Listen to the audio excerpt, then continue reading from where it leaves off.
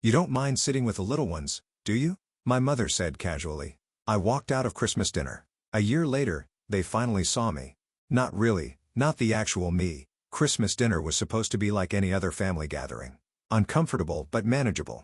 I'd become an expert at smiling through the subtle digs about my single status, my quirky career choices, and my apartment that was cozy translation, too small for a grown woman.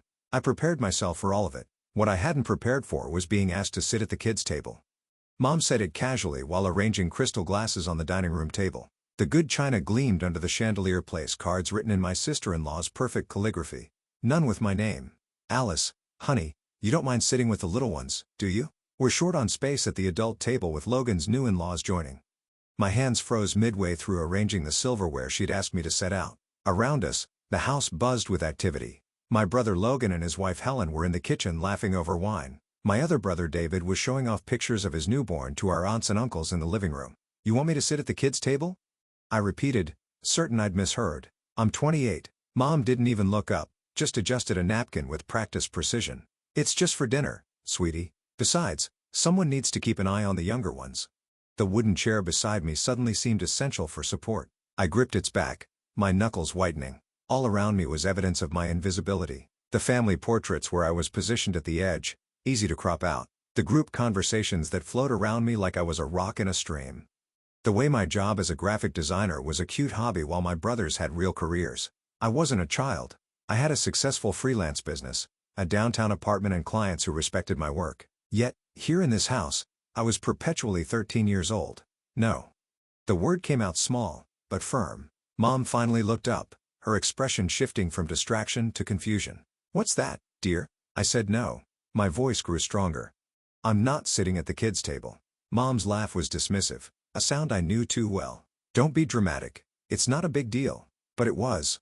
It was the crystallization of years of being overlooked, undervalued, and dismissed. It was the perfect symbol of how they saw me. Not quite an adult, not worthy of the same respect given automatically to my siblings. At that moment, something inside me snapped, not violently, but with the quiet finality of a thread pulled beyond its strength. I set down the silverware I'd been clutching. Without a word, I walked to the closet, retrieved my coat, and headed for the door. Alice, where are you going?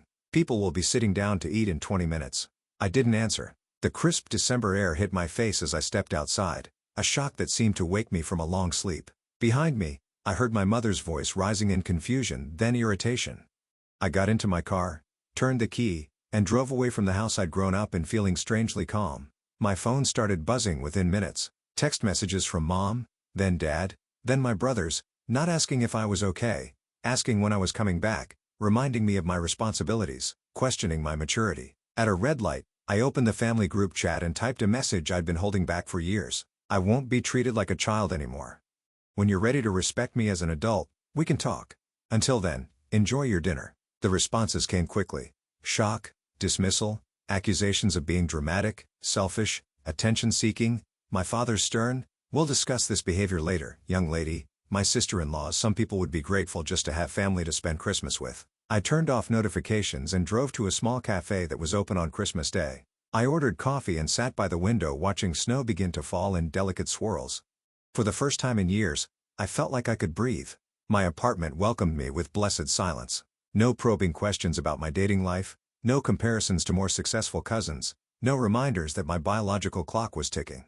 I kicked off my heels, hung up the green dress I'd carefully chosen for family approval, and changed into sweatpants and a faded college t-shirt. The Christmas tree in the corner of my living room was small but perfect, decorated with ornaments I'd chosen, not the color-coordinated perfection my mother insisted upon. My phone had been silent for an hour when it lit up with a call from Mom. I let it ring 4 times before answering. "I don't know what kind of stunt you think you're pulling, but you've ruined Christmas dinner. Your aunts are asking where you are, and we had to rearrange the entire seating." "No. Are you okay?" No acknowledgement of why I might have left, just concern for appearances and inconvenience. "I'm not coming back," I said, surprising myself with how steady my voice sounded. "Don't be ridiculous. Of course, you're coming back. Put on your big girl pants and get over whatever this tantrum is about." Big girl pants. The irony wasn't lost on me. "Mom, you asked me, a 28-year-old woman with my own business, to sit at the kids' table while everyone else my age got a place at the adults' table. It was a matter of space, Alice. Why are you making this into such a huge issue?" Because it's not just about today. It's about every day. It's about how you introduce Logan and David as my sons, the engineer and the doctor, and me as my daughter Alice. It's about how you ask about their work but never mind. It's about how you cut me off mid-sentence to answer calls from them. The silence on the other end was new. I'd never spoken to my mother this way before. I'd been the good daughter, the peacekeeper, the one who went along to get along. Is that really how you feel? Her voice had lost its edge, sounding smaller. Yes. For years. Another stretch of silence. We didn't mean to make you feel that way. It wasn't an apology, but it was more acknowledgement than I'd ever received. I know, but you did, and I can't pretend anymore that it doesn't hurt. After we hung up, I sat on my couch looking at the lights of my Christmas tree, feeling both hollowed out and somehow fuller than before. The following weeks were a strange new territory. My mother called daily, at first awkward conversations that skirted around the edges of deeper issues. My father sent a gruff text that was as close to an apology as he was capable of. Never meant to make you feel less important. Proud of you too. My brother's reactions split predictably. Logan, always our parents' pride, was defensive and dismissive. David called me late one night after his baby was asleep. I never realized, he said quietly, but looking back, I can see it. I'm sorry I didn't notice sooner. Those words were a balm I hadn't known I needed. January brought a dinner invitation from my parents. Not a family gathering, just me. I accepted with caution, preparing myself for either genuine change or disappointment. Mom opened the door when I arrived, looking somehow older than she had at Christmas. She hugged me, a real hug, not the quick perfunctory one I was used to. I've been doing some thinking, she said as we sat in the living room, the space between us filled with unspoken words and some remembering. She told me about her own childhood as the only daughter among 4 sons, how she'd fought for recognition, how somewhere along the way she'd internalized the idea that women needed to marry well to matter. I think I've been harder on you because I see myself in you, she admitted. Independent, stubborn, a small smile, talented. It wasn't a perfect conversation. Old patterns emerged, were recognized, recalibrated, but it was a start. When dinner was served, I noticed something that made my throat tighten. My mother had set the table with my grandmother's china, the set typically reserved for the most important guests.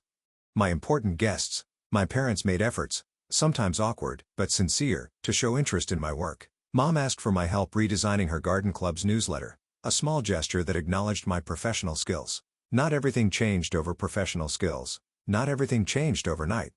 At a family birthday celebration in March, my aunt asked when I was going to settle down with a nice man and start a real life. Before I could respond, my mother surprised me. Alice has a real life, Helen, a successful one. Not everyone's path looks the same. The shock on my aunt's face mirrored what I felt inside. The most profound changes were within me. I began to recognize how I'd participated in my own diminishment, how I'd made myself smaller to fit their expectations. In my business, I started charging what I was worth rather than what I thought clients would pay without complaint. I spoke up in family gatherings instead of letting conversations wash over me. Some days were harder than others. Old habits of people-pleasing didn't disappear overnight, but I'd crossed an invisible line at that Christmas dinner and there was no going back. When the Christmas dinner invitation came, I accepted with clear eyes. This time when I arrived, there was a place card with my name at the main table written in my sister-in-law's perfect calligraphy. Mom caught me looking at it and touched my arm gently. "We saved you a seat," she said. "We always will from now on." It wasn't everything, but it was a beginning. And as I took my place at the table, I realized that the most important recognition had come from within. I had finally seen myself, my worth, my voice, my right to take up space. During dinner, Uncle Rob asked about my business. In the past, such questions were cursory, followed quickly by a pivot to someone else's more important achievements. This time when I mentioned landing a contract with a national retail chain for their rebranding, my father actually put down his fork and asked follow-up questions. "That's a big deal," he said, something like respect flickering in his eyes. "How did you manage to get their attention?" The question caught me off guard.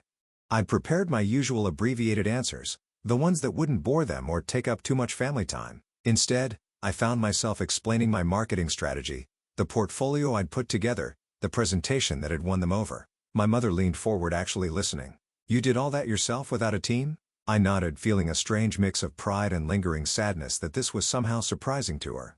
"That's impressive, Alice," she said, the words sounding impractical but sincere. Across the table, I caught Logan studying me with an expression I couldn't quite read. Later, as I helped clear the table, he cornered me in the kitchen. "So you're really making it work, the whole freelance thing?" There was no condescension in his voice, just genuine curiosity tinged with something else. It took me a moment to recognize it. Uncertainty. It's not easy, I admitted, stacking plates by the sink. But, yes, I'm making it work more than working. Actually, I'm thriving. He nodded slowly. You know, sometimes I think about what it would be like not having to report to anyone building something that's just yours. The confession surprised me. Logan had always seemed so certain of his path, so content with the prestige and security of his engineering career. You could always try it, I said. It's never too late to change direction. He gave a short laugh, glancing over his shoulder to where our parents were entertaining guests in the living room. Yeah, can you imagine the golden boy walking away from his real job? Dad would have a coronary. The comment hung between us, revealing more than perhaps he'd intended.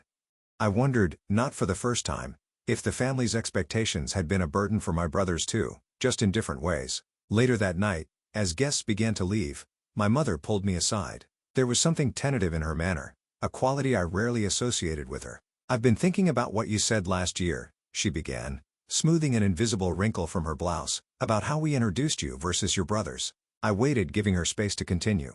I was at my garden club meeting last week and Helen asked about all of you, and I realized I was doing it again, talking about the boys' titles first. She looked up at me. So I caught myself. I told them my daughter Alice just landed a contract with Brighton Retail. You know, that big chain. She's the creative director for their entire rebranding.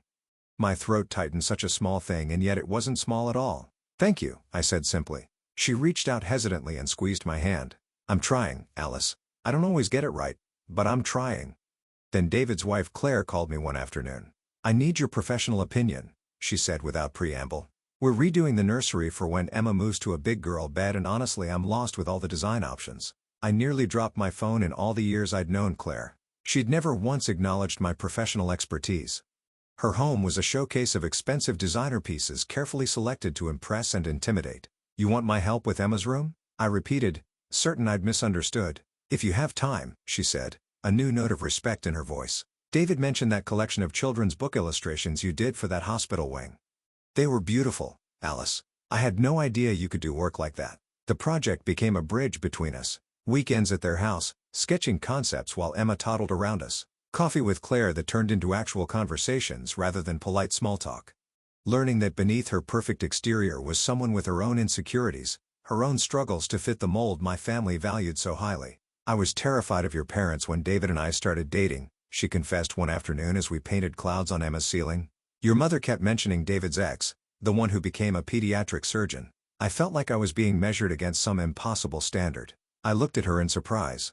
Claire, intimidated, she'd always seemed so effortlessly aligned with my values. The right career before children, the perfect wedding, the picture-perfect home. We all were, I said after a moment, measured against impossible standards. I mean, she nodded, adding another swirl of white to a cloud. It's different for Emma. David and I talked about it after last Christmas. About the patterns we don't want to repeat. The nursery became a testament to what was possible with new understanding. A room filled with color and imagination instead of gender-traditional pinks, with space for creativity rather than just prettiness. When it was finished, David stood in the doorway with Emma in his arms, his expression soft with something more than just appreciation for the aesthetics. This is what I want for her, he said quietly. To grow up knowing her value isn't in fitting someone else's idea of who she should be. I thought about the long road that had led us here. How one moment of refusing to accept the status quo had created ripples that continued to expand.